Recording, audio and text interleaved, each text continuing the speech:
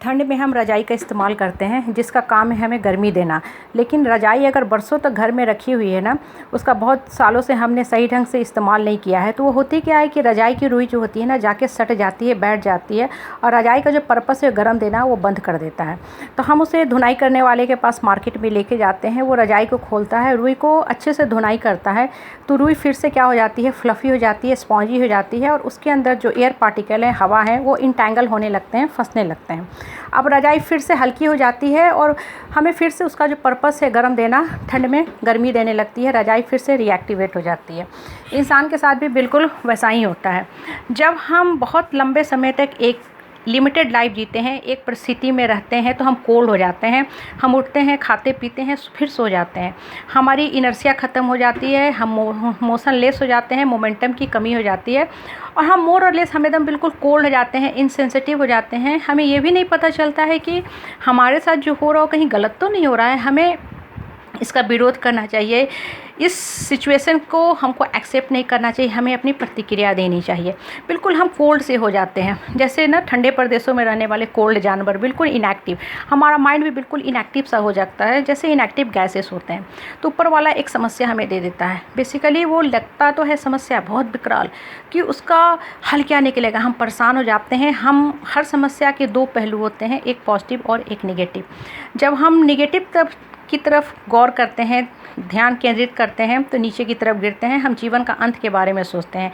लेकिन उसी समस्या का दूसरा पहलू होता है पॉजिटिव। ऊपर वाला कोई भी समस्या हमें समस्या के लिए तो देता ही नहीं है, एक समस्या देता है, हमें प्रॉब्लम देता है, वो कैटलिस्ट का काम करता है कि तुम इस समस्या को पॉजिटिवली लो, अपने दिमाग को रीएक्टिवेट करो, अपने दिमाग की धुनाई करो, अच्छे से इस समस्या का हल निकालो और यहाँ से उठो। अगर ऊपर वाला एक समस्या ना देना, तो बस हम धरती पे आएँ, इसी तरह टाइम पास करें और पास करके चले जाएं। So whenever you are getting any problem in life, never feel bad और सैड। हर समस्या एक समस्या के रूप में नहीं आती है, जैसे सर्कस में होती है ना, एक लड़की एक सिरे से दूसरे सिरे पे डंडे पे चढ़ के पार करती है, पतले से वायर पे, पतले से रस्सी पे, और बहुत अच्छे से वो बैलेंस करती है दाएं बाएं और फिर क्रॉस करती है। इंसान के जीवन में बिल्कुल वैसा ही होता है, समस्या आती है, इधर समुंदर इधर खाई। अब हम अपने माइंड को बैलेंस करते हैं और जीवन को क्रॉस करते हैं, अपने लाइफ के डेस्टिनी पे पहुंचते हैं। ये जो समस्या होती है ना, सिर्फ हमारे माइंड को रीएक्टिवेट करने के लिए होती है, और समस्या उन्हीं लोगों के जीवन में आती भी है बेसिकली, जो जीवन में कहीं ना कहीं उनमें सीड है उठने की। जैसे ज़मीन के अंदर ना बरसों तक सीड पड़ी रहती है, कभी फेवरेबल कंडीशन हुआ, पानी हुई, कृषक ने ज़मीन को खोदा तो वहाँ से पौधा निकलता है, फिर सैपलिंग, फिर प्लांट और फिर बड़ी ट्री में कन्वर्ट होता है। हर आदमी के साथ बिल्कुल वैसा ही होता है, समस्या कभी भी विकराल रूप में आती ही नहीं है। और लाइफ की ना बड़ी खासियत होती है, अगर समस्या के समय आप जूझ गए ना, तो लोग ताली पीटेंगे, और अगर आप गिर गए तो लोग सिर्फ हंसी ठहाके ही लगेंगे, लोगों के सिर्फ आपको व्यंग्य सुनने पड़ेंगे। तेज़ गर्मी में भी पौधा झुलस जाता है, तेज़ ठंड में भी पौधा कुम्हला जाता है। इसलिए कहावत है ना, never cut the tree in winter season because very soon spring is going to come, basant is going to come. कभी भी किसी पौधे को तेज़ ठंड में मत काटो। क्यों नहीं काटो, ना तेज़ गर्मी में काटो, क्योंकि बहुत जल्द बारिश भी होगी, बहुत जल्द बसंत भी आएगा, फिर से ये पौधा ग्रो करेगा। इससे लाइफ में जो भी सिचुएशन है ना, always feel happy and do your Karma. भगवान आपको कर्तव्य पथ पे डालने के लिए आपकी दिमाग की धुलाई कर रहा है।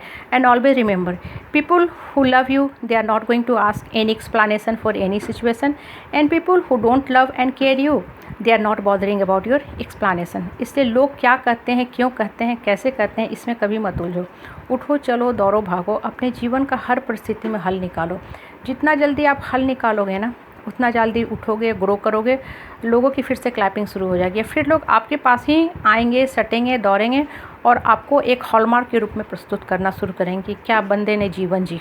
संघर्षों से भी वह निकल उठा, संघर्षों में भी वो बिल्कुल खिल गया, जैसे गुलाब खिलता है कांटों के बीच में। So be very very careful about the life and never blame the ऊपर वाला, नेवर ब्लेम द सिचुएशन। बस एक परिस्थिति आई है थोड़े समय के लिए, जैसे गर्मी आती है, उसके बाद पौधे फिर से बारिश होती है, हरियाली ही हरियाली। तो अभी आप समस्या से जूझ रहे हो, परेशानी से जूझ रहे हो, लेकिन बहुत जल्दी आपके जीवन में हरियाली आने वाली है। जस्ट कीप फेथ ऑन ऊपर वाला एंड ऑन योर सेल्फ। जितना ज़्यादा लोगों से उलझोगे, दुख रोगे, गिरोगे, उसका कोई हल नहीं निकलने वाला। So feel happy and enjoy the life.